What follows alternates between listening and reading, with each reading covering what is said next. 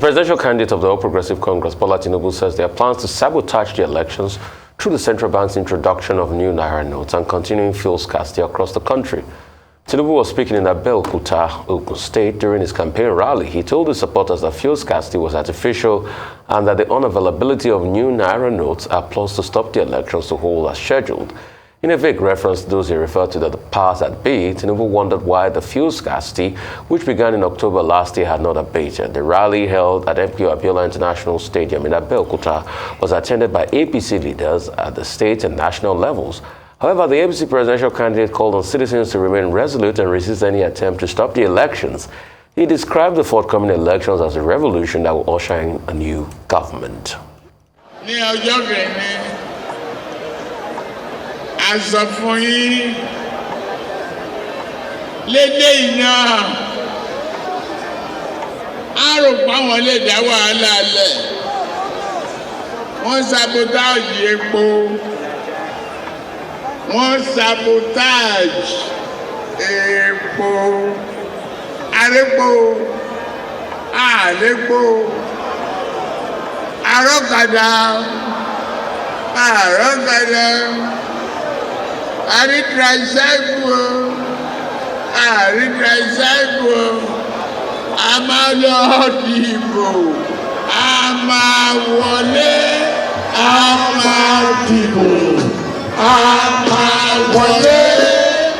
We told you earlier, they think they can cause crisis by sabotaging fuel distribution. Whether there is fuel or not, whether motorcyclists walk or not, the election will take place and we will win. Let them hoard the fuel, let them hide the naira. We will vote and we will win. Wow. Another drama begins in the House of Stark. Thursday morning, we thought usually it gets quite dramatic on the first day of the week and then it begins to ease as we get into the weekend. But of course, this is election season, so you would expect one day, something to talk about. But this is quite major, we find, Dr. Abati, because yesterday we had spoken quite extensively on the CBN governor's statements following the MPC, to the MPC meeting. And when he had said that come 31st of January, after that, the 1,000 naira notes, 500 naira notes, and 200 naira notes will no longer be legal tender. And we all know that since this announcement was made in October, in terms of the redesigning of the naira notes, there have been quite a lot of drama. And I spoke about this yesterday, including, the CBN governor being chased after, as it were, by the DSS, seeking an injunction to arrest him, a court injunction, expert order to arrest him based on what they called anti-terrorism, allegations. And then we asked the big question, who is after the CBN governor? What has he done that is making some elements a bit jittery in terms of what are the policies that he's made, which are within his purview as CBN governor, backed by the CBN Act, that is making some people to shake? Why are people afraid of the redesigning of the naira, despite the merits that have been highlighted again and again? One of such is also towards the elections, to curb vote buying. And recall that even when it was debated in the House 2 days ago, Senator Biodun Olujimi said, let's look beyond the elections. Let's focus on Nigerians and how this policy will affect Nigerians. So now let's go back to yesterday's rally in Ogun State at the MKO Abiola Stadium in Ogun State, where Asiwaju Bola Ahmed Tinubu, the presidential candidate of the APC, is said to, we've heard it directly said in Yoruba, and thanks for the translation, saying that despite the fuel, holding of the fuel, despite the redesigning of the naira or even holding of it, they will still win. So let me ask the question that came to a number of people are asking, following his statement. Number one, who are the powers that be? He wasn't specific, he was quite vague. He said the powers that be. The last time we checked, and that's fact, the powers that be currently are members of his party. APC is the ruling party. Number two, the powers that be, the Minister of Petroleum is who? The President of the Federal Republic of Nigeria. Indeed, yesterday, it was announced that we spoke about the fact that he had instituted a 14-man committee to look into this fuel scarcity that has persisted since October of last year, despite promises and efforts by, NNPC, complaints by MOMAN and the likes. It has still persisted. So that's the first question. The second question is that how does the redesigning of the Naira or the unavailability of Naira affect his particular campaign or the presidential election? We have 18 presidential hopefuls. Why is it only the APC presidential candidate that is worried about the redesigning of the Naira and saying that it is an act to sabotage his campaign? That's a question that he must answer, actually. Why is the fact that there won't be, this push for a cashless policy in the country? Why is it why is it affecting his campaign so much? How does the redesigning of the Naira distract from him being president of Nigeria? These are the questions that we should begin to ask when they make statements like this. We must pay close attention to what is being said and what is not being said. Recall 2019 elections. He hasn't yet answered, at least to a satisfactory manner, to why there were 2 billion vans that drove into his Bodilon home. Is this an election based on money? Now more than ever, we must, as Nigerians, understand the importance of this policy at this point.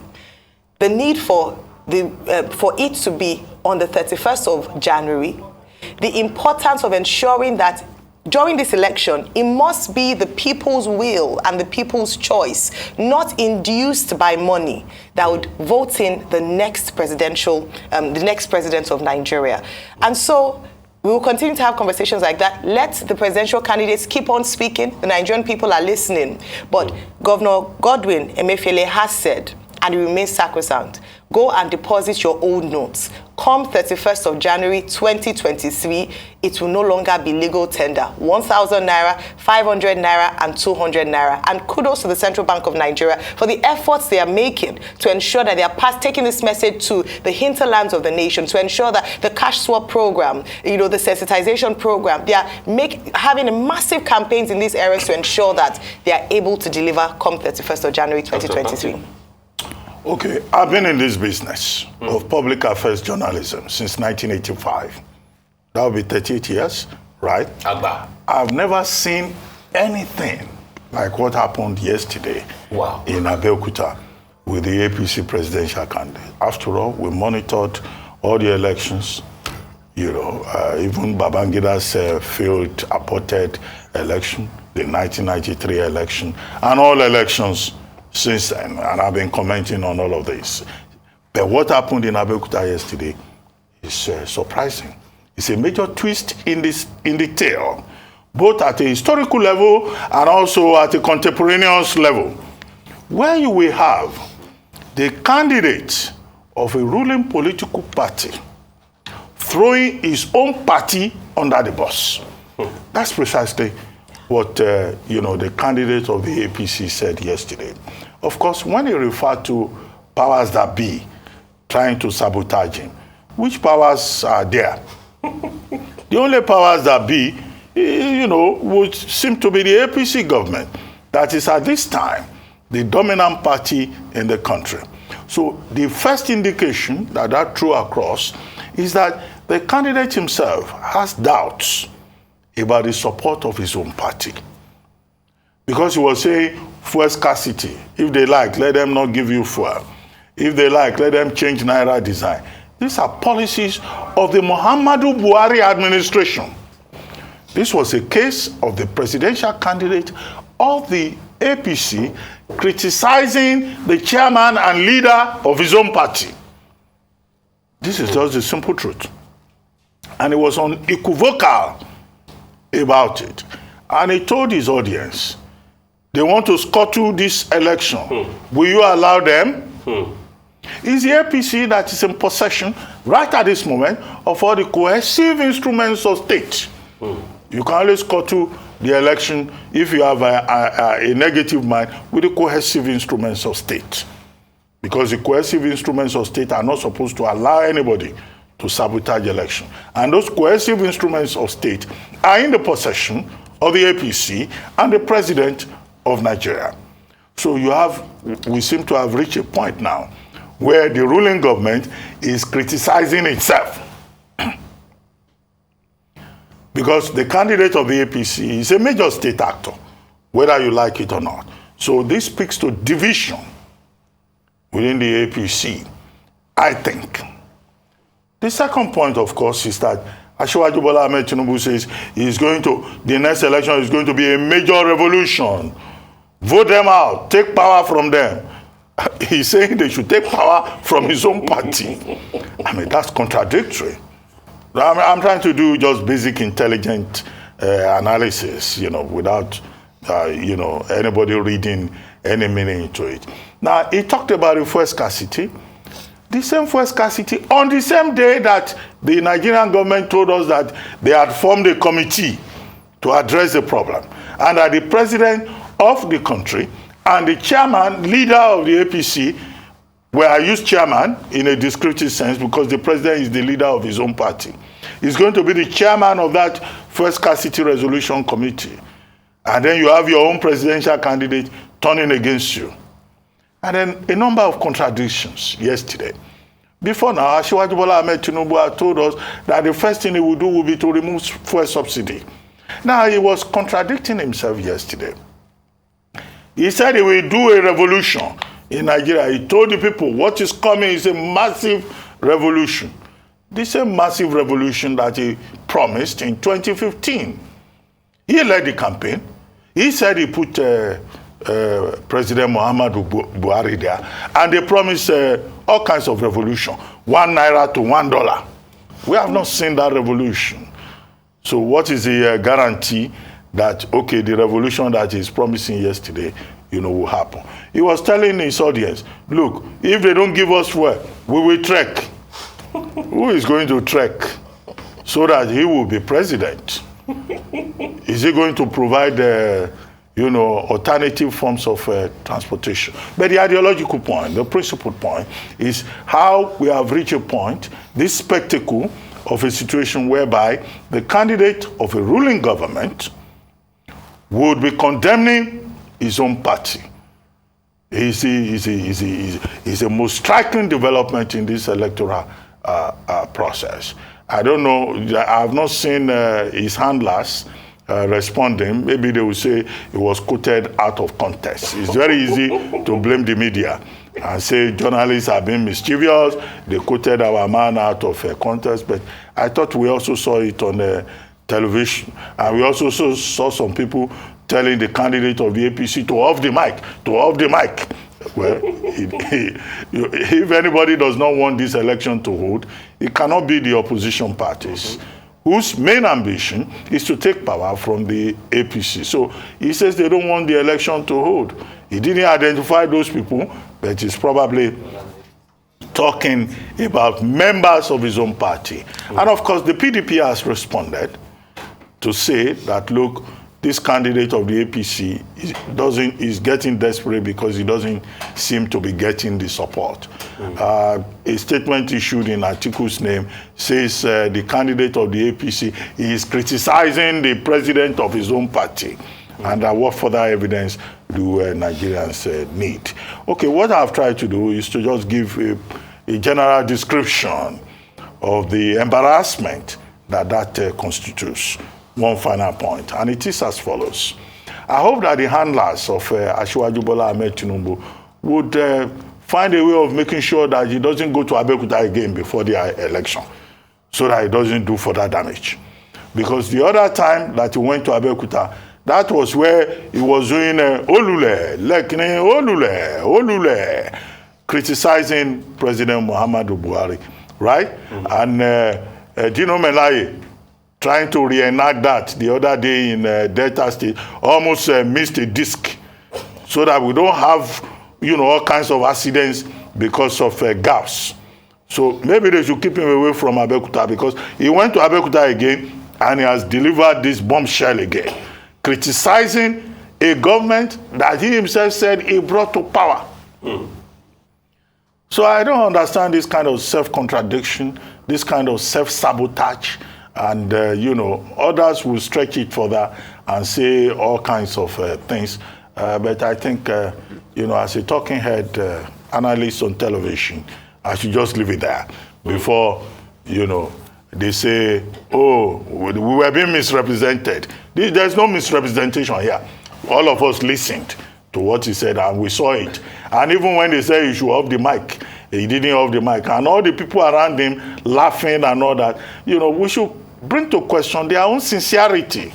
Are they talking to their candidate? Are they guiding him appropriately? Are they setting him up to fail?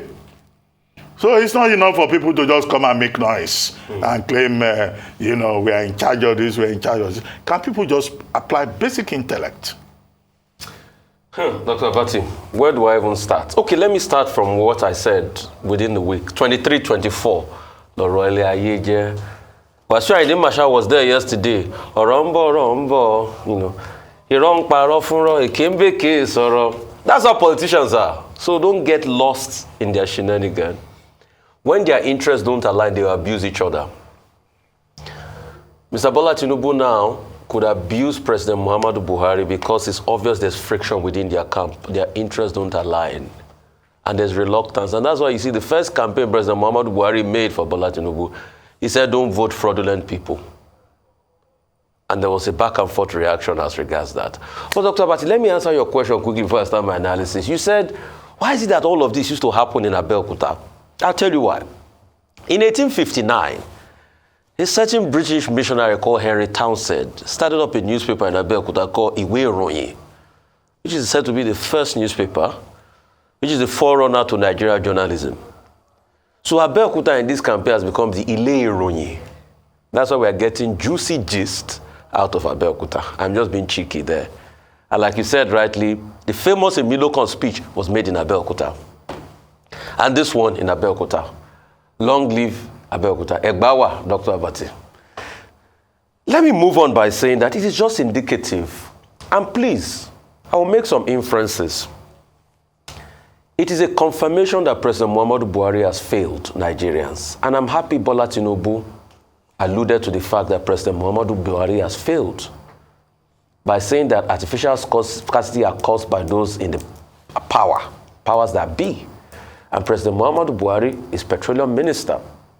So when we tell their surrogates that there are indications that people have failed, people should also know that President Muhammadu Buhari was said to have failed by Bola Ahmed Tinubu, the presidential candidates. And Bola Ahmed Tinubu has also berated President Muhammadu Buhari. But I'm not surprised because, you see, if you get hoodwinked in this their joke, you will miss it. The reason why they are fighting now is their interests do not align. And people around him are also playing him. This is the biggest advice he will ever get. They are playing him because of the money they want to get for him himself. And that's why they can't tell him the truth. They will try to draw him out. When they were pulling him back from talking, he said, don't pinch me. All the people around him too want to collect from him. And this is an objective advice. He likes, he takes it. He doesn't like, he doesn't take it. And we will wait when they will spin the story now by saying that, no, he was just talking about the things happening in the nation. He cares for the nation. That's why he's talking about fuel scarcity. Because we know that's how they're going to spin it. And they will abuse. And probably they will abuse Rufai and say, Rufai, you are very unprofessional. And they will write all sorts of articles. How not to be a journalist, Rufai Oseni. Very funny. He also went further to berate a policy that was made by the CBN to bring sanity to the system. The CBN Naira redesign policy is a policy that will help the growth of the country, and we're already seeing the evidence and the signs in the reduction in inflation numbers. He also went further, berating the CBN, and that's why Daniel Bwala reacted that maybe the presidential candidates of the APC are those that are behind the hits MFLA has been facing. He said that in an independent newspaper. The truth has to be said. Please leave MFLA alone. It's not your problem. Leave the man to face his policy. And that 30th of January is sacrosanct. Nigerian people, please don't be hoodwinked in the conversation. You can see politicians are trying to push against this because of their own benefits. They've said it yesterday in the campaign. And in the coming days, they are still going to push to discredit the policy. You can call me a prophet or anything. Politicians are still going to push further. But please, Nigerians know that this is the best thing. I'm not saying there are not challenges, but the challenges are being addressed by the CBN as regards making the money available. And banks, please, make the Naira notes available. We are hearing occurrences of banks selling the money to some politicians, the new Naira notes. No, give it to the people. 31st, sorry, I wasn't correct on the dates. All right, give the money to the people, not sell it to the politicians, you banks. Let the CBN policy work because it has come to stay, and stop hounding Mr. Emefiele. Leave him alone. We just want free and fair elections. And it's except if you buy votes that this will happen. But let me round up by saying this. He talked about fuel scarcity, and we've been looking for the solution to fuel scarcity. I want to throw some ideas forward.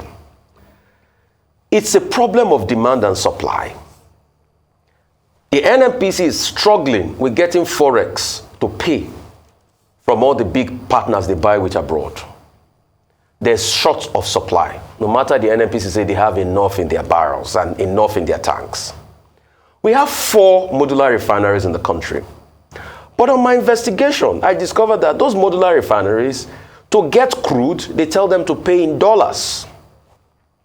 These modular refineries can actually go a long way in ameliorating the problem of production within, because most of the modular refineries don't even get the crude to buy, or they are short supplied of the crude. Why don't the NNPC allow the modular refineries pay for crude in Naira, and from there, so that they can get crude, increase production, and we start to ameliorate these challenges?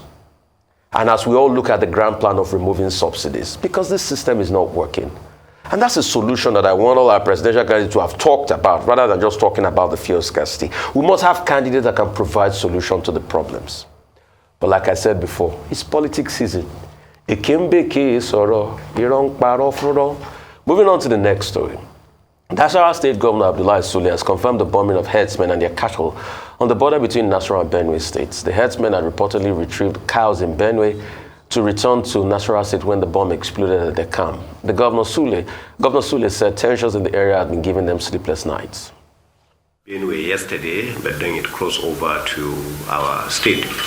It had to do with some Fulanis that actually got to rescue their cows, and after rescuing the cows, there was a bomb blast at the area where they gathered their cows to bring them back into Nasarawa State. As a result of that, I have been on it all night, trying to resolve the matter with Chief of Defense Staff, Mayor Allah, Wild Stroke, and all the security agencies, including our Commissioner of Police. So both Deputy Governor and Commissioner of Police are on their way to Doma right now to ensure that we continue to douse the tension that may generate as a result of this. So by the grace of God, we'll see how to ensure that we maintain peace in that area where such bombing had taken place. All right. Ayo, sad one. Very sad, and my condolences to the governor and the people of Nasarawa State and the bordering town of Benue State. So as you mentioned, Rufai, these herdsmen were said to have been coming from their cows, who had violated the anti-grazing law in their neighboring town of Benue State, and on their way back, there was an airstrike. The unfortunate thing about this is that whilst there have been rumors as to who is responsible for this airstrike, both governors and security agencies have been unable to say definitely who is responsible. It is currently it's under investigation, and so until we get a full and robust investigation from security authorities, we can't really begin to point fingers, because that would be irresponsible and could cause even more tension in that area. However, we ask that the security agencies provide a full and detailed investigation, and whoever or whatever group is responsible for this must be brought to the book. if it's indeed, anyways, I don't want to say too much because it hasn't yet been confirmed, and until the security agencies come out to tell us who is responsible for these airstrike, for this particular airstrike, then we then can comment on this. But beyond that, Doma local government area in Nasarawa State has come under attacks from bandits, kidnappings. Just a few days ago, they said 6 young people were kidnapped, only 2 have been rescued. So these are small pockets in the north that are still undergoing serious security challenges and unfortunately might not even make headlines. And it speaks to the wider security architecture of our nation today. I wish the candidates of presidential or the presidential aspirants would have spoken to this. Perhaps this would have been the focus rather than what we spoke about earlier today. Making examples of these areas and talking about how they will deal decisively with the unfortunate situation we find ourselves as a nation with regards to security. Okay, the bigger concern has to do with the elections 30 days from now. Thereabouts, less than. And the fact that as we approach the general elections in Nigeria for 2023, we keep having reports of pockets of violence in different parts of the country. If it is not Funke Akindele being attacked in a market, it will be billboards being removed, or it will be outright violence, large-scale explosions, as was reported yesterday in Nasarawa State. So the big concern has to do with the timing. Will all of these taken together derail the 2023 general elections? And which is why the security agencies have an obligation to ensure that this election is not disrupted by any act of violence, sabotage, before, during, or after. That's number one. Number two has to do with the location of the reported attack. This is said to be between the border between Nasarawa and Benue State. Now, this is not new. Before now, in the last 2 years, even beyond then, we have had reports of conflicts in the border area between Nasarawa and Benue State, specifically of an ethnic coloration between Fulanis and TVs. And on one occasion, the governor of Benue State has had to speak up. The TV Youth Council had to also speak up at some point to say, oh, Fulani herdsmen were attacking them. But what makes it really problematic is a report of the old Egyptian ritual of, reprisal killing. So one group is said to attack another one. The other group engages in reprisal killing, creating a repeated cycle of conflict and violence. And whereas this is not new, the Nigerian state has failed woefully over the years to resolve these conflicts, inter-ethnic, inter-religious conflict. So that's a subtext, I think, of what is playing out in this particular Nasarawa case. Further complicated by the timing of the occurrence and similar issues in other parts of Nigeria. The third point has to do with the fact that nobody is even sure. The state government says, oh, attack on Fulani herdsmen, but some of the reports indicate that, look, this attack, could it be an act of terrorism, or could it be, ethnic conflict, or could it be an airstrike? The Nigerian Air Force reportedly trying to clean up that area, having been given intelligence that there are terrorists in the area. Then hours after the incident, the same Nigerian Air Force has been taciturn. What exactly are they doing in the Air Force? If they're not involved in it, they should speak up. I've not seen a statement from the Air Force, and they shouldn't waste time. If they're involved, let them say so. If they are not involved, let them say so. We can't have an Air Force, that can just be dropping bombs everywhere without explanation, even when it is mentioned in the matter. The final point, the police, they've also put their mouth into the matter. They say they are investigating. Well, these investigations, election season. We are investigating, we will get to the root of the matter, we are on top of the matter. Nobody ever gets to the root of any matter. But this kind of incidents, whether in Nasarawa State or Benue State or a border area or Lagos State or elsewhere, is likely to further, dissuade the people, discourage the people from participating in this major electoral process that we all face. And we hope that in this particular instance, nobody will drop the ball.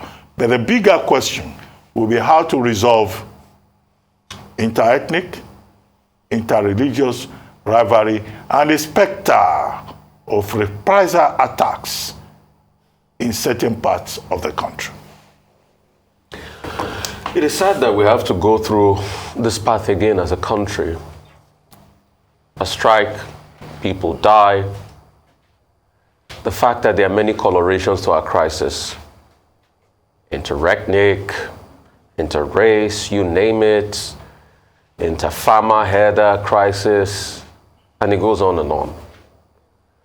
But I think it's also symbolic because it just shows that whoever is going to become president has his work cut out from him. The fact that we have this for one too many times in the country, and in the last 8 years it's only increased. The fact that when you look at it critically, we still have ways of doing things that could be an anathema to progress and development. The way we've handled our security situation, the way we've done things, the way we've even tried to wade in. And I think many things need to shift for this country to move forward. We'll wait for the investigation so we can have a holistic view, because investigation gives you every view. But it saddens me to say we've seen this way too many times before, because it's not going to change. The investigations will not reveal anything. Nothing will be done. It will still be that same way. Those that will take glory, those that will sulk, and the reprisal attacks will continue. So we ask diligently, what do we want for our country? What do we want really for our country? And it has to be said that what we want for our country will determine how we treat our country.